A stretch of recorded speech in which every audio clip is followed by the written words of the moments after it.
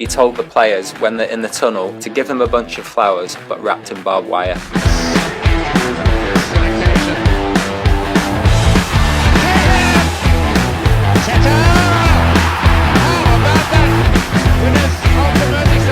I go back into the dressing room after the game, all the players are there singing Sadhguru, Sadhguru, Sadhguru.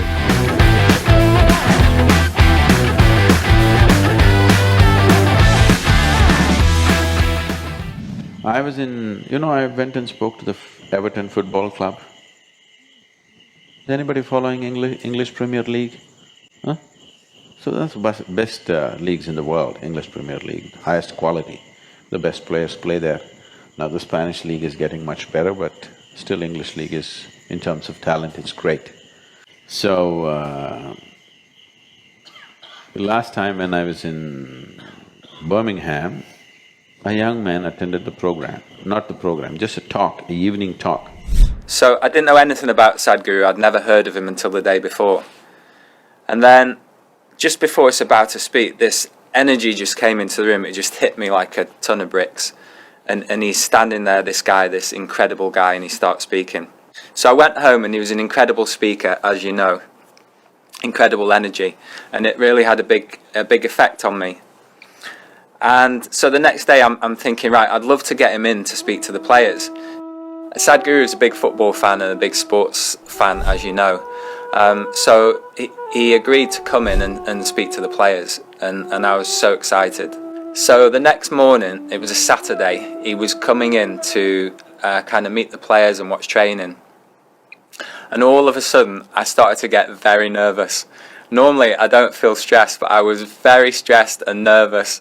And the moment that I saw him, the feeling of panic that I had completely dissolved, and I felt completely at ease and at peace. And that's part of the impact that Sadhguru has on people. So they took me to the Everton Football Club and they want me to speak to the boys. They're stars in their own right. The moment you enter a professional football league, you are a star in your own right because there's a certain talent there. Then with a couple of boys, I kicked the ball around a bit and then I was to talk to them. And he had his sandals on and his flowing robes, and he was out there kicking the ball around with Jack Rodwell, and it was just a very funny sight and funny experience to have this Indian guru here kicking a ball around with Premiership footballers. So that night it was at the team hotel in Formby. We're about to play Liverpool in the derby the next day, and we'd not beaten Liverpool for years. So I went and they were training. So when the football clubs train, they're under the manager's whip and it's very rigid and things are going through paces because the next day they're playing a big game, a very big game with Liverpool. Liverpool has really fabulous stars, Torres, Virat. These are kind of people who can change a game individually, single-handed. The manager is putting them through the paces and the usual things and running up and down. They don't want to put them through too much stress the previous day, they're just enough to keep them limbered up. So I went there, I said I just want to be there and observe, and I was just there.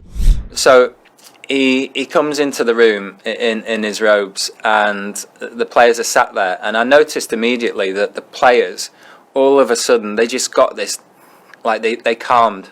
Normally a lot of them can't sit still, but they completely sat still and were completely present and calm, and peace kind of came into the room. It was an incredible experience. And from being okay to slowly they became like this, because they thought some religious preaching is going to come.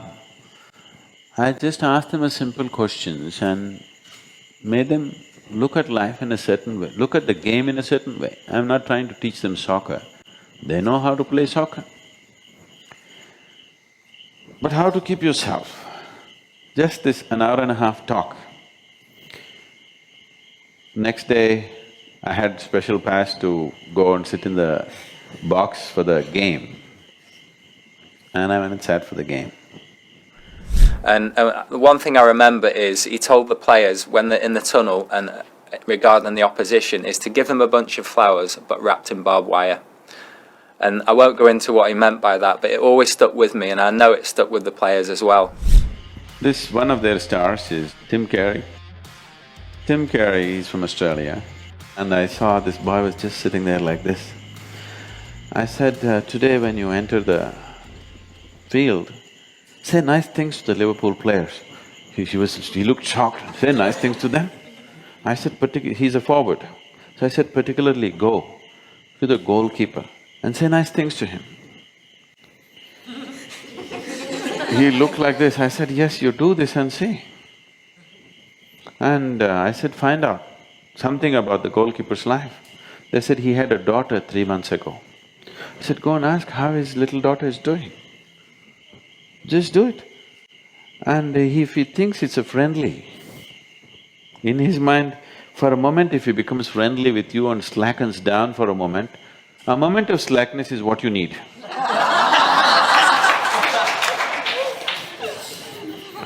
That's all the game is. And the first goal he scored. And I saw him actually patting, when they were introducing, he not only shook the hand, he went to the goalkeeper and he tapped him on his chest and said something nice. And within 20 minutes he scored the first goal.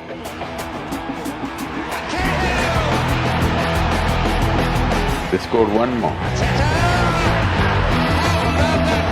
And they dominated the whole game right through, which was a huge surprise, headlines in all the newspapers next day, they won 2-0.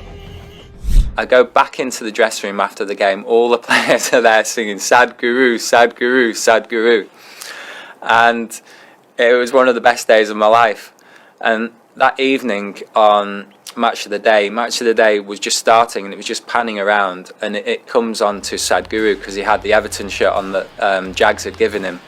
And the commentator goes, here's an interesting gentleman. It is just that constantly Liverpool means you're overpowered, overwhelmed by the reputation of the big players there. Nobody's reputation is going to win any game or any situation anywhere. How you conduct this situation is how it's going to work. I have a great reputation, but tomorrow you can make a fool of yourself, isn't it, if you don't conduct it properly?